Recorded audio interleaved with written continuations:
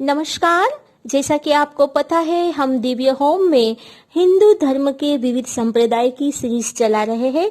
इस सीरीज के अंतर्गत हम वैष्णव संप्रदाय के जो उप संप्रदाय की बात लगातार करते आए हैं, जिसमें आज हम बात करेंगे श्री चैतन्य महाप्रभु से स्थापित हुआ गौड़ेश्वर संप्रदाय, जिसे गौड़ीय संप्रदाय भी कहा जाता है, जिसकी स्थापना महाप्रभु श्री चैतन्य ने की थी।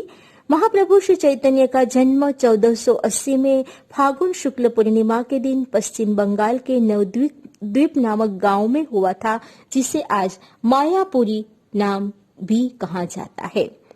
तो आज वैष्णव संप्रदाय का एक सबसे बड़ा उपसंप्रदाय गौड़ संप्रदाय की हम बात करेंगे। लेकिन इससे पहले कि हम चर्चा आगे बढ़ाए, रोज की तरह मुझे कमेंट बॉक्स में जय हिंद या ओम नमो नारायण लिखे और मेरी चैनल को सब्सक्राइब करें। वैष्णव संप्रदाय के सबसे प्रख्यात संत रहे चैतन्य महाप्रभु को साक्षात श्री नारद मुनि का अवतार माना जाता है। वे बचपन से ही अत्यंत सुंदर, सरल, भावुक एवं विलक्षण थे। क्योंकि वो गौर वर्ण के थे, इसीलिए लोग उसे गौरांग भी कहते थे। गौड़ी संप्रदाय की आधारशिला या सिद्धांत है केवल और केवल प्रेम और भक्ति, जो ज्ञान को कहीं भी स्थान नहीं देते। गौड़ी संप्रदाय के अनुसार चैतन्य महाप्रभु ने केवल एक ही सिद्धांत दिया है कि प्रेम लक्षणा भक्ति ही भगवान श्री कृष्ण को पाने का सबसे श्रेष्ठ मार्ग है। ज्ञान मार्ग से हम भगवान के श्री विग्रह रूप को नहीं पा सकते।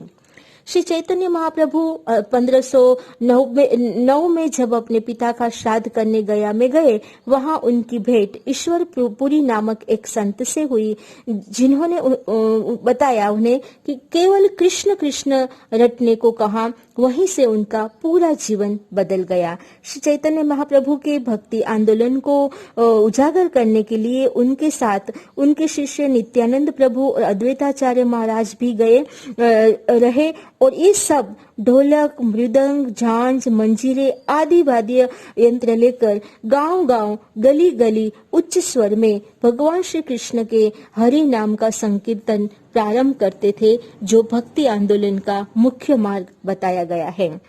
श्री चैतन्य महाप्रभु के द्वारा 32 अक्षरों वाला मंत्र जो हमें मिला है, वो सही में आज भी बहुत ही प्रख्यात और लोगों को विशिष्ट प्रेम लक्षणा भक्ति को प्रदान करने वाला है।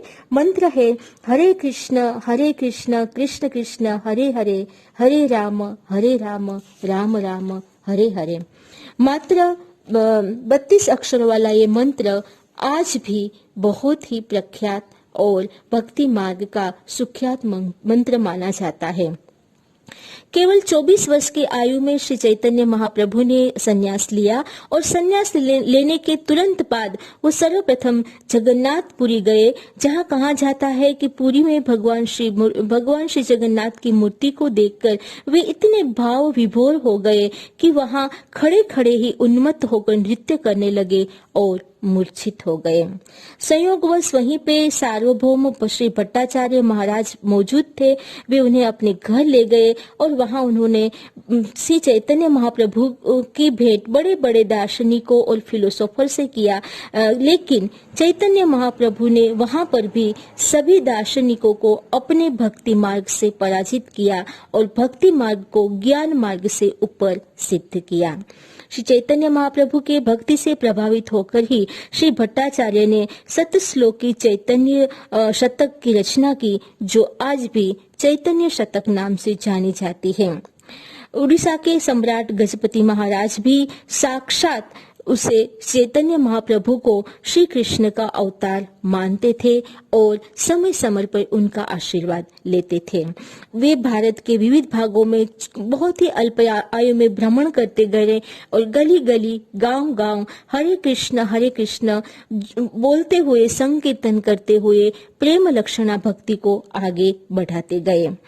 कहते हैं कि जब वो पहली बार वृंदावन गए तब वो जंगल के रास्ते से गए, लेकिन उनकी भक्ति से प्रभावित होकर जंगल के जंगली जानवर भी उनके साथ साथ हरे कृष्ण बोलते हुए आगे बढ़ते गए और कार्तिक पूर्णिमा के दिन वृंदावन सबसे पहली बार उसने अपने चरण कमल रखे। आज भी कार्तिक पूर्णिमा के दिन वृंदावन में चैतन्य आगमन उत्सव मनाया जाता है।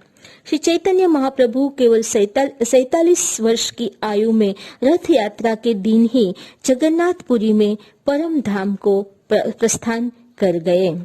श्री चैतन्य महाप्रभु के अल्प आयु में होते हुए भी उन्होंने प्रेम विलक्षणा भक्ति को इतना महत्व दिया कि उनके रचित एक श्लोकों को आज भी लोग बड़े भक्ति भाव से याद करते हैं। गौड़ संप्रदाय का सिद्धांत केवल और केवल प्रेम और भक्ति है। वे नारद जी के भक्ति से प्रभावित होकर प्रेम भक्ति को ज्ञान मार्ग से ऊपर समझते हैं।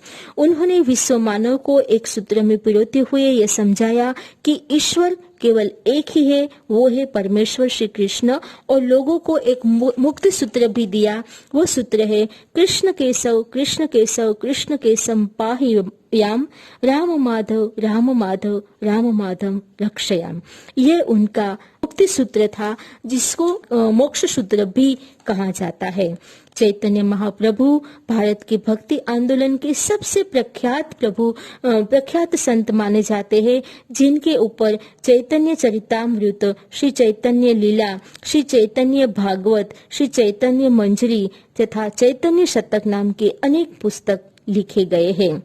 चैतन्य महाप्रभु के गौड़ संप्रदाय की बस यही विशेषता है कि प्रेम लक्षणा भक्ति से ही हम श्री कृष्ण को परमेश्वर के रूप में स्वीकार करें।